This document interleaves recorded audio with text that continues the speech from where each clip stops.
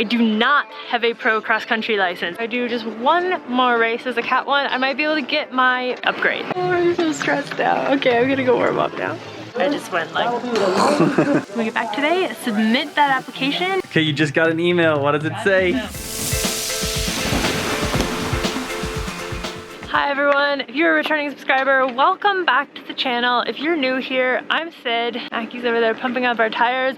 As you can tell, we are wearing some spandex. Mackie is going full XC. You can wear a shirt. Nope, go No full shirt. X. Full XC. That's right. Arrow. Did you shave your armpits? No. I didn't. Nor my arms. Okay, super not arrow. Not arrow. Maybe you should wear that shirt after all. Dang it. We are about to go pre-ride for a cross-country race here in Castle Rock, Colorado. Doing this race was a super last-minute decision. We decided to come out here and do this because I raced the cross-country at Sea Otter. I raced as a Cat 1. And I realized that if I do just one more race as a Cat 1, I might be able to get my pro cross-country upgrade. This is all kind of confusing. USA Cycling is kind of confusing. I have a pro downhill license, so I am a pro rider for downhill and enduro. I do not have a pro cross-country license. I asked for one a few years ago and they were like, nah. Because all I had done was like a handful of XC races as a Cat 2 in 2013, so like that was a totally legit call. Now, however, I race Moab Rocks as a pro that is a non-USA Cycling sanctioned event. So that's where it gets confusing, is I want to do some marathon distance stuff, I want to do some XC racing.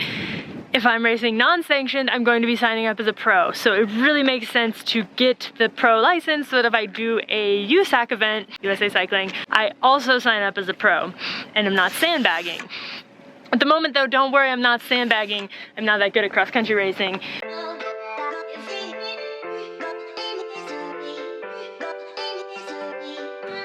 So we've been laughing about these jerseys. They're road jerseys and they're like super arrow. But we think they're like, they make your arms look so skinny. Yeah, look how skinny. Like Mackie actually has huge arms and they look normal. Maybe they don't have huge arms, but like, they don't generally look like this scrawny. Look at mine. What if I do the skinny arm? The skinny? In my skinny arm jersey. Obviously, pre-riding is a little different for an XC race. It is way more relaxed and we both kind of like that. Like usually for an enduro race, you're out all day the day before pre-riding, possibly the day before that. XC race, we're just gonna go out, we're gonna ride a lap, maybe not even the whole lap, but just enough to kind of get an idea of where the climbs are, how long it's gonna feel. If there is anything technical to think about, we will be racing the hardtails this weekend, so anything that needs consideration when on a hardtail. I just feel like it's getting more of the feeling of the course. Yeah. Than it is like specifically learning sections. I think it's good to know how long the climbs are so you don't get like depressed when you're still climbing and you think you should be done. Because I feel like also climbs are always easier the second time around because you're like, oh, I know where the end is and I know like how to pace myself. So that's what we're gonna go do.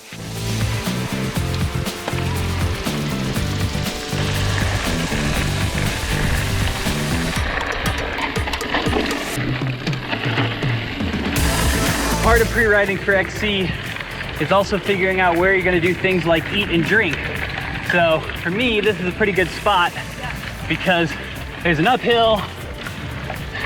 I can get my bottle out, get a good couple chugs, and then get it back in before it starts going downhill again.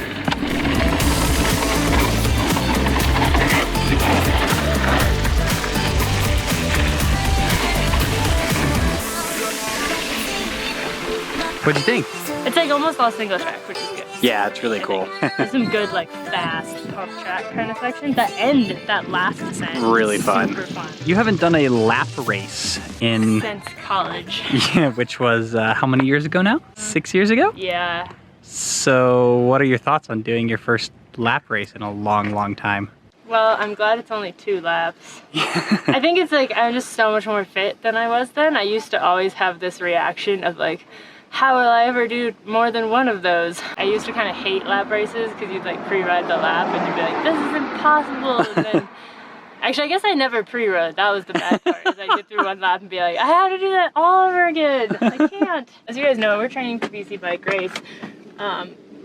Mike, our coach, didn't exactly give us a break just because I got a burr up my butt to like do a local XC race. So we are pretty much just the training is normal and now have shown up to do a race. So, are you like, making excuses? I guess kind of, but it's also true.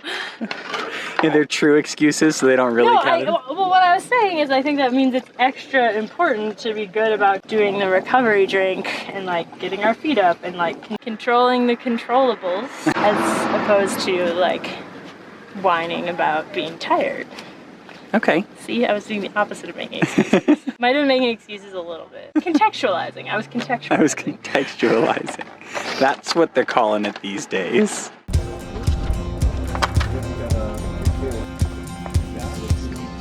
So we picked up our packets and we are all set for tomorrow.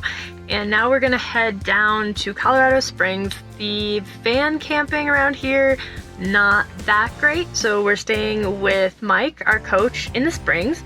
And that's awesome because we are gonna be able to have a shower. We are going to make a good dinner, try to get to bed pretty early. People ask us a lot, like, what do we eat for dinner before a race? Honestly, we will eat pretty much anything. We have kind of trained ourselves to not be super picky. I think it's good to be able to be flexible as an athlete because you can't always have, you know, what you want. We do try to eat something that's gonna sit well, so something pretty healthy. Tonight we're gonna do some salmon and rice and veggies. We travel a lot, so we will pretty much eat anything. We try not to let it get in our head that like we have to have the perfect meal. We will have a very early morning tomorrow because we're staying in the Springs. We will need to be leaving around 6 a.m. so probably getting up before that. So we are going to make some breakfast burritos, probably rice and egg burritos. Again, something pretty easy to digest. We'll be eating it a while before we actually race, so something with a decent amount of calories so that we don't get hungry in the middle of the race. So that's the plan. Let's see how we do.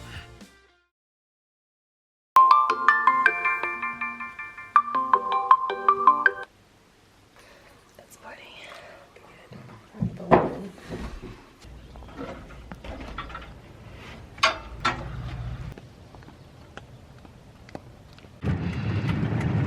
Brekkie. We made it to the race venue. It was very early. We are running kind of late. This might be the worst number plate job I've ever done. I am starting to get a little psyched out because everyone is here warming up on their trainers and I'm like looking for my socks and I'm wearing a camera, which is all for you guys, by the way, but it's like possibly the gaperest thing you can do at an XC race. But Mackie said then I'll get in the heads of everyone that I pass. Yeah, when she passes people, they're gonna be like, whoa, that girl's going really fast and she's wearing I feel like everyone's looking at me like, you know this isn't gnarly, right? Like, oh, I'm so stressed out. Okay, I'm gonna go warm up now. In 3, 2, 1, go! That's it.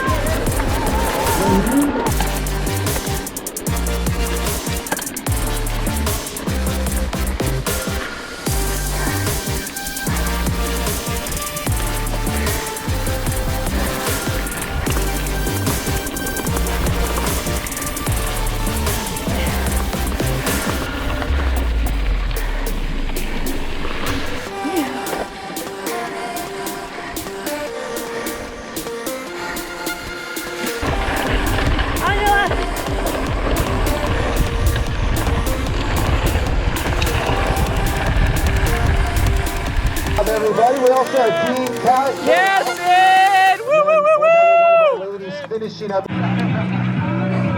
You look a little tired. How'd it go? kind of fell apart in the last third. There were 4 girls like within reach, and then every time I like stood up, I just cramped. At one point I got a kind of serious foot cramp, but it turns out that doesn't really matter that much. You can ride through a foot cramp. And then this started going on the like last climb, which is kind of where it fell apart. I just went like, and then by the time we got up to the top and went down for like 2 seconds, I was like, oh, I feel good again, but it was like too late. I think my pacing could use some work. How so? I went out too fast. Too fast. But it wasn't really too fast. I think, to be honest, I didn't warm up enough. Yeah. Because I like went out hard, felt good, and then just started feeling really for about like 15 minutes, and then felt good again. I think it was a good race for both of you. Is this the sandwich where you're starting with the nice thing? No, this is not a sandwich. This is like, considering how much like specific XC work we do, and like that this is part of your training more or less. I'm really happy with it. In relation to Sid's comment of like, I went out too hard. You have to go out hard. Because there's not a lot of passing opportunities out there. Maybe next time she should warm up a little bit more. Yeah. I think the warming up is an issue for me, and I think it's like a mental issue too. It always just, warming up just feels so unpleasant. You're like, why would I warm up when I could just race? It does, there is though, like it just feels shitty, and the point is you get that feeling out of the way before you start racing. Yeah. I guess that's probably the point. That's the point. I just looked at results, and you definitely won. Yay! Yes, Ed! But I wanted to clarify a little bit for you guys. I am super pleased with how today went. I did the absolute best that I could, won my category. Just because I won my category does not necessarily mean that I will get my upgrade approved. There is a discretionary element. There were only 2 girls in my category, and even though I would have been 4th in pro, I don't know if they look at that. I don't really know what they look at. So if they're like, ooh, we don't think you're quite there yet, they may still reject me. So I'm gonna go ahead and when we get back today, submit that application. Please paste or enter your race resume. Okay. What results are you using here? Alright, so my 3 races are Sea Otter, the race that we did just now, and a smaller race in New Mexico that was USA Cycling sanctioned. It was very small. I won the overall, so that's good. You're also like 5th in the guys, if I'm 5th in the entire race. I won't put that. That seems extra. Okay, so this is the part where I write a little like dramatic paragraph about how I've been racing enduro professionally for 5 years and starting to race some cross country, and we've done a lot of unsanctioned things. Yeah. And hopefully this should be a stroll in the park. All right. Here we go. You can hit the button. Ready, set. Okay, you just got an email. What does it say? Well, the preview says USA Cycling membership services ticket closed. But yeah, tickets closed. That means they made a decision. Approved. It's been approved! Your category change has been approved and processed by USA Cycling. Boom! Yeah! Congratulations! It's officially a Pro XC racer now! That's terrifying.